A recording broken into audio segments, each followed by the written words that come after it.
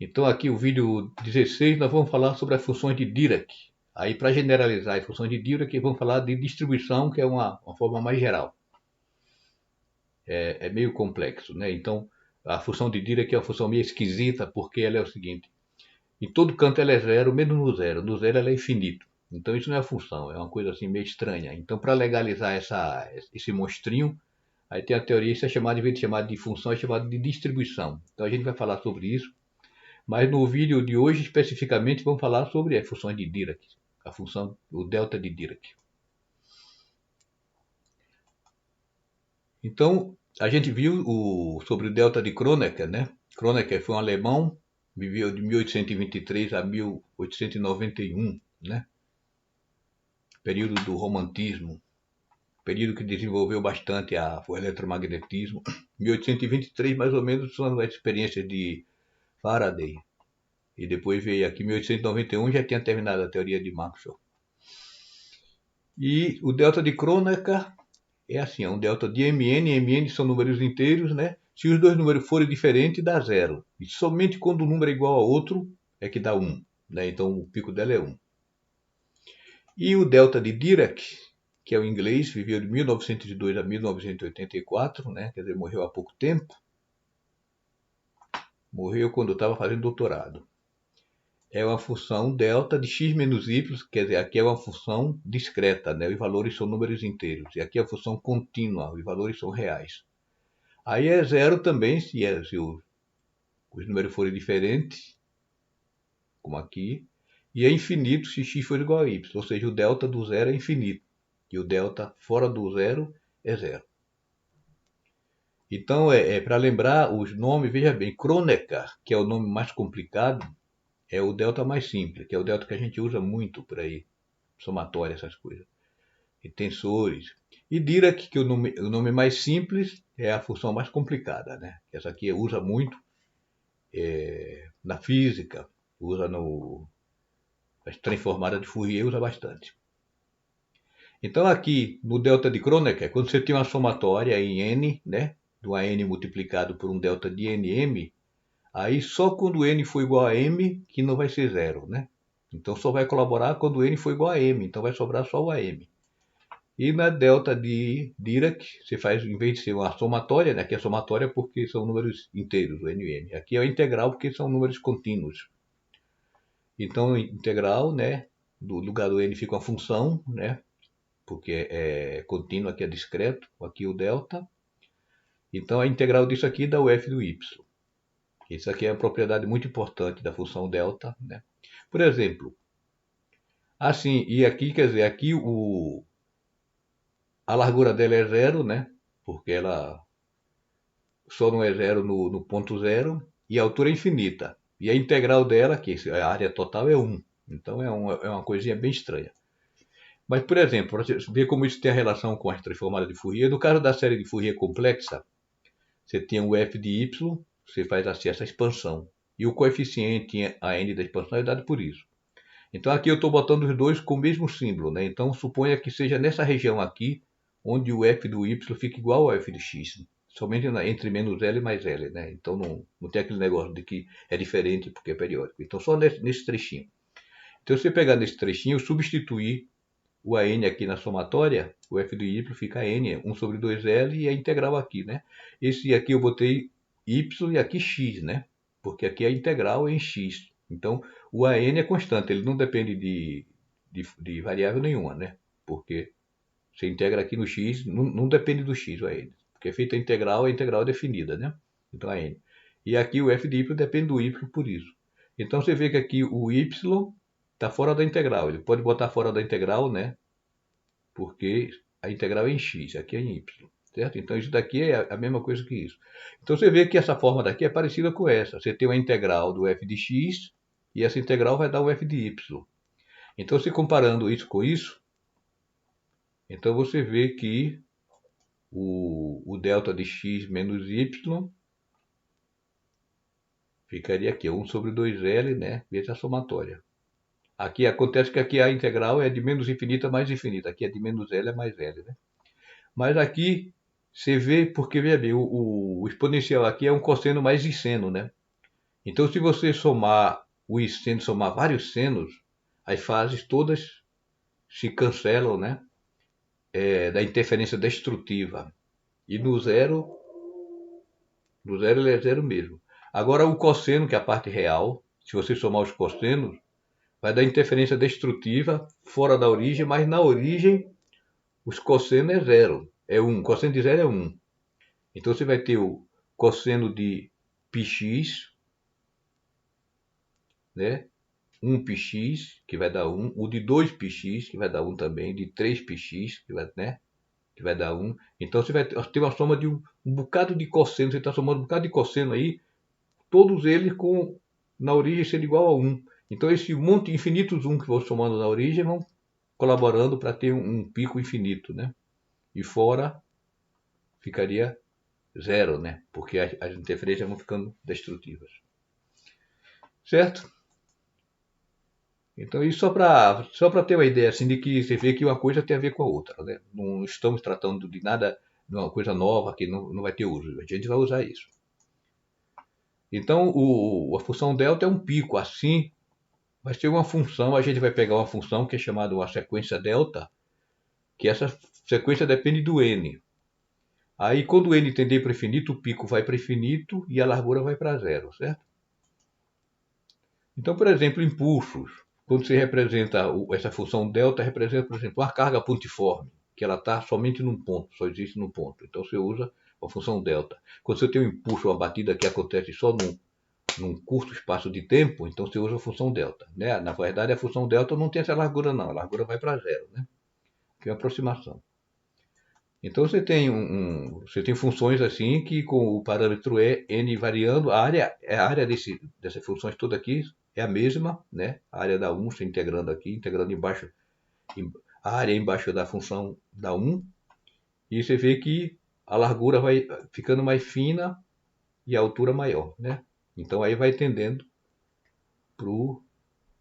para a função delta. A função delta fica tendo limite, né? Então, por exemplo, o exemplo de sequência delta é a função lorentziana. A lorentziana é assim, ó, 1 sobre 1 mais x ao quadrado. Aí você bota o n aqui, né? Bota o n aqui para que satisfaça, né, a integral de 1 e para que com a variação do n ela vá tendendo para a função delta. Então, a altura dessa sequência delta aqui, a altura, o valor máximo que ela tem é quando x for zero, então fica n sobre π. Porque quanto maior o x, né, tá ao quadrado aqui no denominador, vai diminuindo a função, certo? Então o valor máximo é quando x for zero, que a altura vai dar n sobre π. Então você vê que quando n for para infinito, a altura vai para infinito. E a largura da meia altura, que é um conceito bom, largura da meia altura quer dizer, você pega o pico, aí pega a metade da altura do pico e vê qual é a largura da função na metade daquele pico ali, certo? Então o pico a gente sabe que é n sobre π, então a metade da altura é n sobre 2π, né? A metade. Então o x, a gente usa a letra lambda para representar a largura da meia altura, né?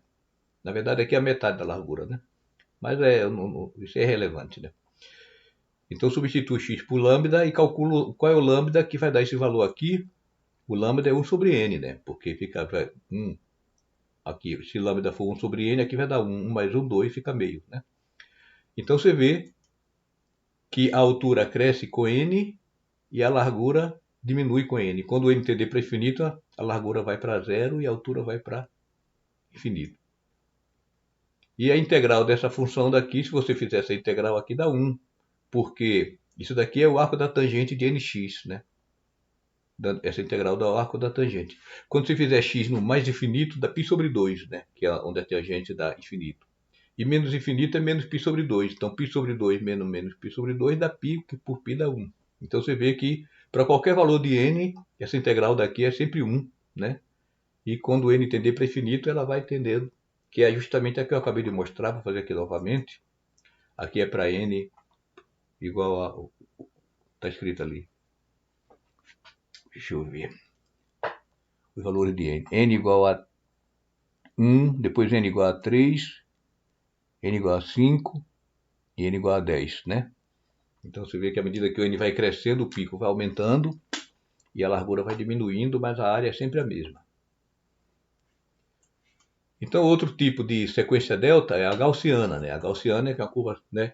A lorentziana ela cai mais devagarzinho, né? Mas a gaussiana cai exponencialmente. Então, ela tem aquele formato de sino também da lorentziana, mas é mais acentuado, cai mais rápido. Então, é dessa forma.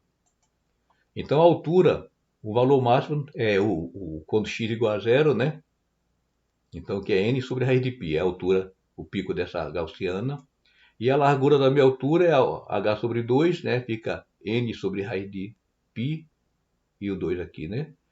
Então, quando fizer o lambda, o x igual a lambda, que dê esse valor, então o lambda, fazendo as contas aqui, você vê que o lambda é isso aqui. Então, o lambda cai com n e o h cresce com n, certo?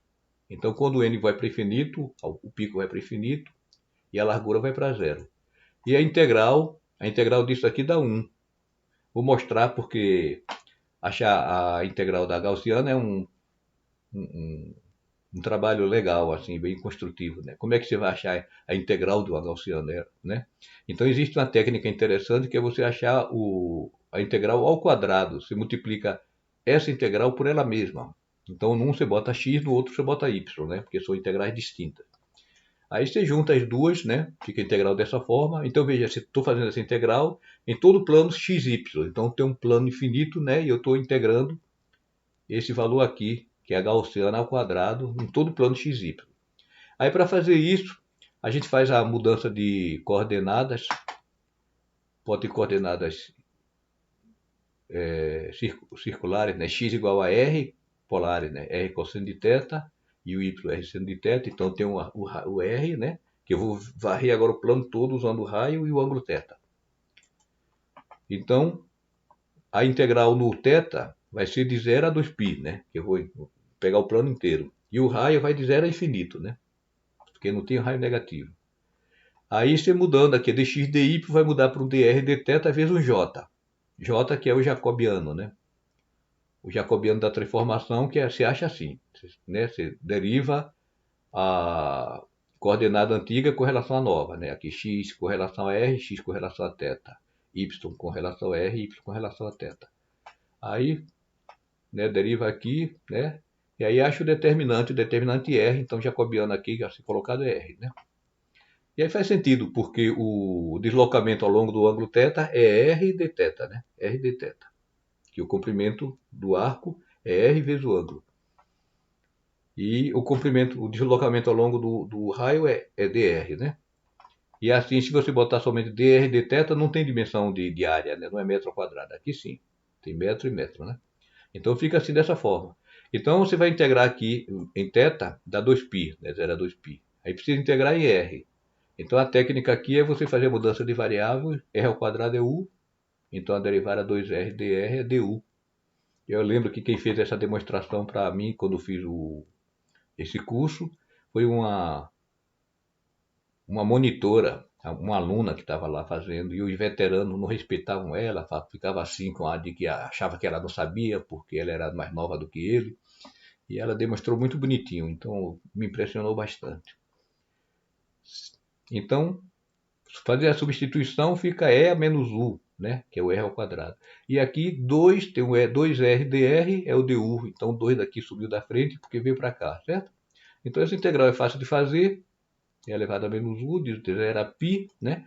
Quando U for π, é elevado a menos infinito, elevado a menos infinito, vai para zero, não tem, né? E elevado a zero dá 1, né? Então dá π.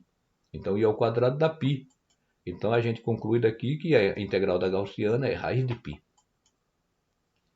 Aí a gente usando aqui essa gaussiana como uma sequência delta, né? Então a integral disso, então você vê que aqui em vez de ter x tem nx, então você vai fazer a mudança de variável, né? O nx, onde tem nx virando uma nova variável y, então em vez de ser raiz de π, vai dar raiz de π sobre n, isso é facinho. Então você vê que aqui cancela e dá 1, por isso que tem essas constantes aqui, justamente para garantir que a integral dê sempre 1, né? E a integral independe do n, né? A integral de toda essa função para qualquer valor de n dá 1, e para o n tendendo para infinito vai para delta, né? Então você tem uma função que é largura zero, altura infinito, E o zero vezes infinito dá 1. Magiquinha. Certo? Então o lambda é esse aqui, a gente achado lá esse. Então a altura vai para infinito e a largura vai para zero. Função delta. E o terceiro é um tipo seno. Aqui, isso daqui, essa função é a função que você vê, por exemplo, na intensidade da interferência de fenda única. Na fenda única, a intensidade da, da luz no anteparo é dessa forma aqui. Certo? Então o valor máximo aqui é quando x tender para zero, né? Sendo de 0 sobre 0 vai para 1, então fica... Mas aí tem o n em cima, por quê? Porque aqui tem nx, então para dar 1 tem que ser o nx sobre n ao quadrado x ao quadrado. Então tem que ter o n ao quadrado aqui embaixo, porque tem que ser o mesmo argumento daqui, né? Então você multiplica por n sim embaixo, fica n ao quadrado. O n ao quadrado vem cá para o x, que vai cair no limite, né? E fica n sobre π. E a largura aqui é complicada, você achar a largura da minha altura, né? Mas aí você sabe que seno ao quadrado sobre nx, né? Isso daqui tem que dar 1 sobre 2, né? Para que dê a metade da altura. Aí, para isso dar 1 sobre 2, seno ao quadrado deve ser dessa forma aqui. Mas acontece que o seno nunca é maior do que 1. O seno é no máximo 1. Então quer dizer que esse número daqui, n vezes lambda, não pode ser, por exemplo, 2. Porque se n vezes lambda for 2, vai dar 2 ao quadrado dá 4 por 2, 2, certo? Então o seno ao quadrado vai dar 2, que não dá. Porque o n lambda aqui é real, né? Então, se n lambda é menor do que 2, então o lambda é menor que 2 sobre n, né? Quer dizer, podia não ser 2, podia ser raiz de 2, mas tudo bem, mas raiz de 2 é menor do que 2, então continua sendo válida. Aí, quando o n tender para infinito, isso mostra que o lambda vai para zero, né? Porque tem que ser dessa relação. E o h também, com n tendendo para infinito, vai para infinito. Agora, exercício de aplicações dessa função delta. Mostrar que, quando você faz isso, delta de x menos y vai dar o f de y.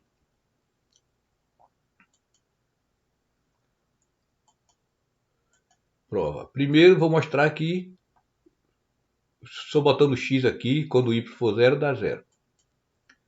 A prova é a seguinte. Se você pegar um x entre menos epsilon e epsilon, porque veja bem, a função delta ela só é diferente de zero no zero. Então eu vou pegar uma região bem pequenininha, um pouquinho antes do zero e um pouquinho depois do zero. O epsilon tendendo para zero.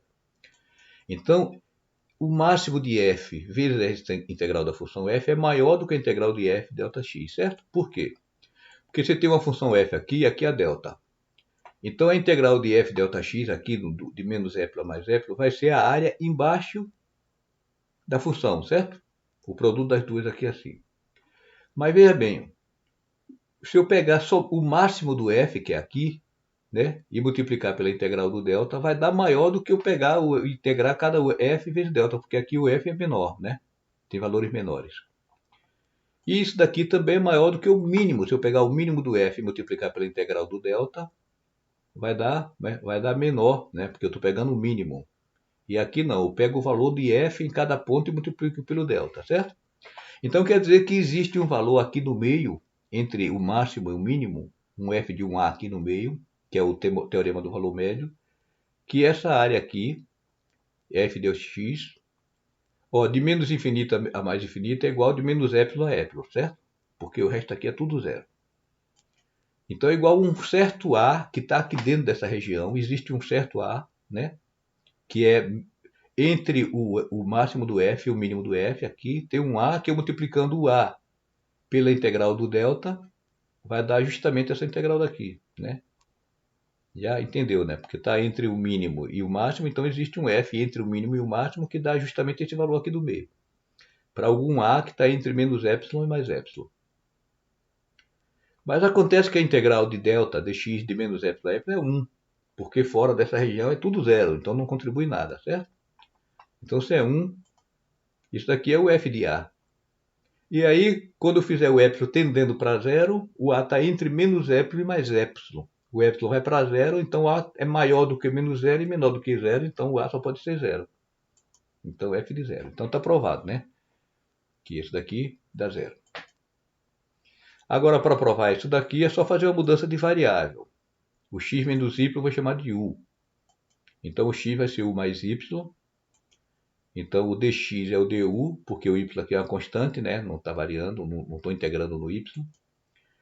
Então, vai ficar o f de x, vai ser f de u mais y, eu vou chamar do g de u, né? X mais y é o g de u. Porque o y é constante, então é uma função de u. Então, vai ficar assim, o f de x virou u mais y, é o g do u, a função de u. O y é constante. Se falar, é uma função de u mais 3, então é função de u, pô. Você não vai dizer que é função de u mais 3. E aqui o delta de u. Então, isso aqui, a gente já viu que isso aqui dá o g do zero, né? Mas o g de zero é o f de y. Então, está provado. Outro exercício, mostrar isso aqui. Integral da derivada da função delta. Vai dar menos f' do zero. Então, você faz a integração por parte, né? Aqui é u dv. Então, fica uv menos integral de v, que é o delta, du, né? É isso aqui. Aí, supondo que essa função f de x aqui só vale para quando a função f de x ela não vai para infinito, ela é limitada. Ela não vai para infinito. Então, se ela não vai para infinito, então quando o delta no infinito vai para zero, certo? Então, zero vezes uma função cotada, uma função limitada, dá zero. Então, esse termo daqui não aparece. E aqui a gente viu, né, que alguma função vezes o delta de x, acaba a integral da função vezes o delta de x dá a função no zero. Então, tem um sinal menos aqui, que é esse menos, e aqui df de x é f' no zero, porque é onde zero delta de x, né, que é a propriedade que a gente acabou de ver anterior. Outro, mostrar que x delta x é zero. Então, veja bem, essa coisa chamada distribuição, porque isso não é função, é uma coisa esquisita, chama distribuição, elas só são definidas dentro da integral. Então, quando eu falo isso zero, quer dizer que quando eu boto isso na integral, qualquer coisa vai dar sempre zero. Porque, veja bem, se está dessa forma, eu pego o x, agrupo com f de x, e isso aqui fica sendo a nova função, né? Mas se eu estou integrando em delta de x, vai dar essa função quando x for zero, né? Aí, como eu tenho o zero multiplicado por uma função que não vai para infinito, então isso dá zero. Então, essa integral, qualquer função integrada com isso, dá zero. Então, isso daqui tem a mesma função do zero. Outro, delta de A de x é 1 sobre o módulo de A vezes delta de x. Isso, né, quer dizer, essa igualdade vale sempre dentro da função, dentro da integral, que é onde estão definidas as distribuições. Então, essa distribuição não tem nada a ver com a distribuição estatística, né? É um novo nome, ó, que a matemática gosta de botar nomes assim dúbios, né? Anel, corpo, etc. Então, a gente faz a mudança de variável. A x a gente chama de y. Então, se o A for positivo, aí substitui aqui o x, né, é y sobre A. Aí, quando x for para infinito, se o A for positivo, o y também vai para infinito, né? Delta de x é delta de y, e o dx é dy sobre A. Então, isso aqui vai dar 1 sobre A, né? 1 sobre A, e o f de onde zera, que é o f do zero, certo? Agora, se o A for positivo, mas se o A for negativo, quando o x for para mais infinito, está trocado, né? Seria o contrário. Quando o x for mais infinito, vai para o menos infinito. Eu botei o sinal no lugar trocado, certo? Seria aqui menos infinito a mais infinito. E aqui mais infinito a menos infinito. Aí, isso daqui vai ficar invertido, né? Se o A for negativo. Se o A for negativo, os limites de integração ficam invertidos. Então, aparece um sinal menos aqui. Então, fica tudo igual, só que invertido. O mais infinito, quando x for para mais infinito, o y vai para menos infinito, se o A for negativo. Então fica dessa forma, aí dá menos, né? Então, no fim das contas, o delta funciona como é a mesma coisa que botar o delta de x sobre o módulo de A. Se o A for positivo, é mais, se o A for negativo, aparece menos. Exercício 5, esse aqui é um pouquinho mais complicado. Então, tem o delta aqui. Então, esse é um delta de x menos a e um vezes x mais a, certo? Então, você vê que a função delta, ela vai para infinito, ela não é zero onde o argumento zera. Então, você vê que tem dois pontos aqui onde o argumento zera. Em x igual a e em x igual a menos a. Então, são dois picos. Isso aqui representa dois picos. Um pico é menos a e outro pico é mais a, certo? Então, aí eu vou fazer o seguinte, eu vou dividir essa integral em duas partes. Uma de menos a menos e para menos a mais e, né? Quer dizer, aqui está em torno do pico em menos a, e a outra em torno do pico de mais a, né? Porque o resto fora disso é tudo zero, né? Onde o argumento não zera, ela é zero. Então o argumento só zera em torno de menos a e em torno de mais a. Aí aqui, em torno de menos a, o x é praticamente menos a, certo? Aqui vai para zero, mas o x é praticamente menos a, então aqui vai ficar menos a vai dar menos 2a, com a melequinha de diferença aí que é desprezível, certo? E aqui o x mais a, porque isso aqui vai para zero, é importante. E aqui x menos a, aqui em torno do mais a, então aqui x mais a vai dar aproximadamente 2a, quando o epsilon tender para zero, certo? Então vai ficar isso aqui. Então agora eu botei de menos infinito a mais infinito, porque essa função aqui vai dar zero, né? Fora dessa de menos infinito até a menos epsilon dá zero, né? Porque só não vai dar zero onde isso aqui zerar. Aí a gente viu a propriedade, né? Que quando a função delta fez alguma coisa multiplicando o argumento, dá 1 sobre o módulo de alguma coisa. Está lá no início. A gente fez essa demonstração aqui nesse vídeo mesmo. Então vai ficar isso. E essa de cá também vai ficar 1 sobre 2a, o módulo, né, 2a sendo positivo, né, aqui é o a maior que zero, fica dessa forma. Então, quer dizer, fazer isso aqui é a mesma coisa que substituir por isso, dá o mesmo resultado, por isso a gente diz que são iguais, certo? Então é isso aí que é a função delta de Dirac, meio abstratinha, mas ela é muito útil, ela simplifica muitas contas, né? Então estude aí, é meio complicadinho, se vocês não entenderem, vocês assistam 2 vezes, 3 vezes até entender, né? Porque isso aí precisa ruminar, ficar um pouquinho no pensamento. Não dá para se assistir só e dizer, ah, entendi. É abstrato mesmo, é difícil de entender, certo? E com o tempo, a gente vai usar isso em aplicações no futuro, vai ficar mais claro. Qualquer dúvida, me explica, me escrevam. E um abraço para vocês.